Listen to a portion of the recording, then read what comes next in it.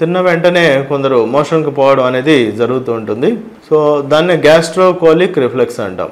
మనం ఆహారం తీసుకున్నాక జీర్ణాశయంలో ఆహారం పోయాక ఈ న్యూరల్ రిఫ్లెక్సెస్ ద్వారా చిన్న పేగు పెద్ద పేగు జాయింట్ దగ్గర ఉండే వాల్వ్ కూడా ఓపెన్ అయిపోయి పెద్ద పేగు కూడా ఈ యొక్క మోషన్ రావడం అనేది జరుగుతుంటుంది.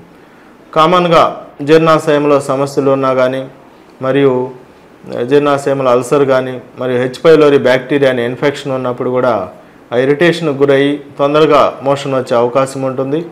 మరియు ఇలియోసీకల్ వాల్వ్ అంటాం, చిన్న పేగు పెద్ద పేగు జంక్షన్ దగ్గర వాల్వ్ దగ్గర ఇన్ఫెక్షన్ ఉన్నా కూడా అట్లాంటి ఇబ్బందులు జరిగే ఆస్కారం ఉంటుంది.